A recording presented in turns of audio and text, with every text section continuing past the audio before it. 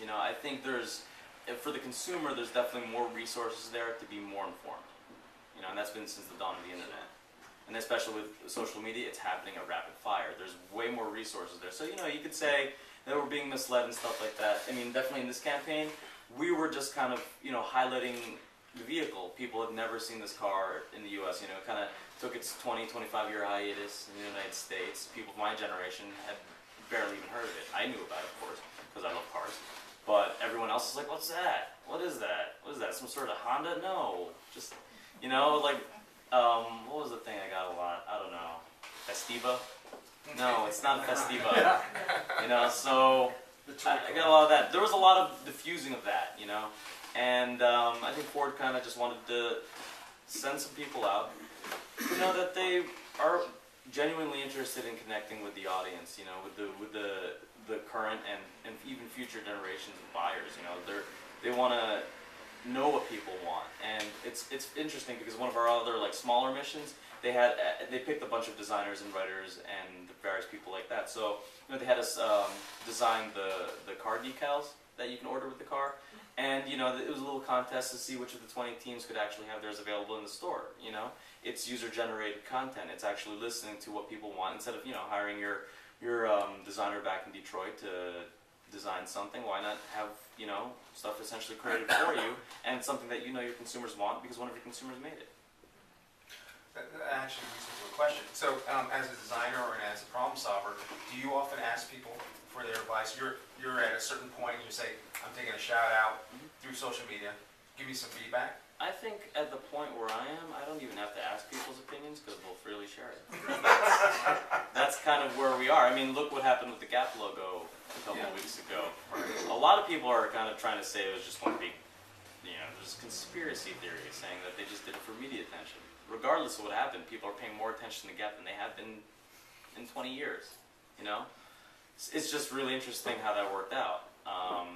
They put out an ugly logo, which was essentially just Helvetica with a box, and people demanded, or at least just proclaimed over and over again how ugly and stupid it was, and then they quickly retracted. So, you know, is it conspiracy? Did they plan that from the beginning? Not entirely sure. Did it gain media attention regardless of whether it's conspiracy or not? Yes. Because people freely share their opinions. They want to talk, they want to say something. I think I heard you use the phrase Ford Fiesta movement. Mm-hmm. And I'm really curious about that as somebody who has been a writer all my career. Is that something that came from Ford, or is that just something you say? And the image of I'm part of the Ford Fiesta movement compared to I'm buying a Ford are at complete opposite ends of the spectrum. I think that was just my involvement in the campaign. Oh, okay. You know? So it's not, that was not a concept put out there by Ford. Yeah. It's your feeling. Yeah, it's just my feeling, you know. Like I said, I never would have been interested in Ford prior to this. I honestly never really cared about American auto makes. And when I got involved in this campaign, I got involved in it because I really like cars, because I had the ability to kind of just be active in social media, which I would have been doing anyway. And I got to serve a purpose, so. I think you should get a commission though, because Ford Fiesta movement sounds a lot more appealing than I'm buying Ford. Yeah. Don't tell anybody, but well, you know, like I said, they provided us with everything we needed to kind of do the campaign. So from computers and software, and we went out in lovely Detroit, Michigan one evening, went bowling. It was great. So, you know, we had fun. Wes? I actually have two questions. Both, I think, have lengthy answers, so you can pick which one you'd like to answer. One,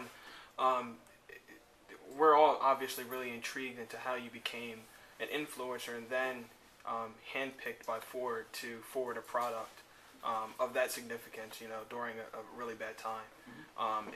So if you could speak a little bit about how you became an influencer and how that led to Ford. And I guess the second question is, you talked a little bit about Gap and maybe it being conspiracy kind of plugged into social media on purpose.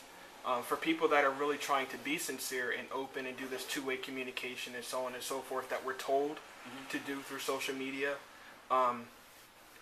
with big brands that can just come in and be disingenuous, how do you think we trying to get a following can be tactful in terms of our messaging and being transparent, but at the same time wanting to get people to come towards us. And what's the line that we should tread between just being controversial and saying whatever will get followers, and then being very open and engaging. It's pretty multi-layered. I'm gonna try. So you can pick which way you'd like to go. One may be easier to answer than the other. Both. Okay. I think for instead of driving back my big history, I've always been a big nerd. I was honestly a little late to the game when it came to the whole internet thing, and then when I did, I kind of made up for lost time. And then that was essentially it. I was blogging before that was even a term, apparently. And then LiveJournal came around, and then I realized I could have been a billionaire. and then Facebook came around, and there was another missed opportunity. So, so I've always been really interested in stuff like that. It just makes up for all the time I spent as a kid not watching or watching way too much TV. I replaced that with being on a computer way too much. And truth be told, not the best designer out there. And anyone who thinks they are is not the best designer out there. But am I creative? I'd say so. So the way I've approached design with an addiction and affinity for computing and digital stuff, I approached it very differently from even people my own age. And I went into it very digitally from the beginning.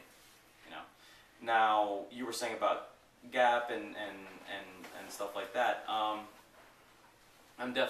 don't think it's right at all to stir up, lies and controversy and conspiracy. That's just, for me, unethical no matter what way I look at it.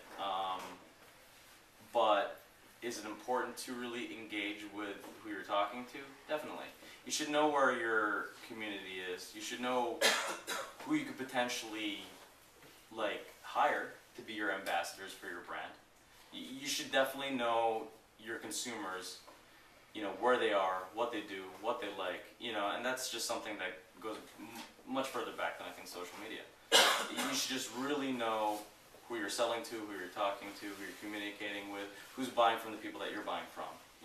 You should just really know everything across the board. And now with the advent of social media, you should really be looking at the communities that form, what people have to say about your company or business. You should really look at feedback. Speaking from the designer standpoint, though, should you really let the community dictate design changes? Absolutely not. That makes my entire career irrelevant, because you wouldn't necessarily build a home on your own. So why are you going to let strangers, you're just hey, everybody, want to help me build a house? No. But yet that happens in the design world every so often. Yes. But if you're selling that house, if you're not building it for yourself, but you're building it to sell, let the people design it.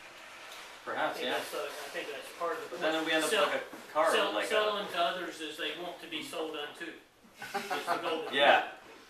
And let them. I thought that was the whole point of Wiki Business, was to let people design the product they want to buy, and then we build it and sell it to them. Definitely to a degree, but I think that ties more into actually to listening to what your consumer wants and kind of catering to that to an extent, but still maintaining a level of quality and and such like that. Otherwise, we end up Ford would end up with a vehicle that looks like that car that Homer Simpson designed once. Did anyone ever see that episode?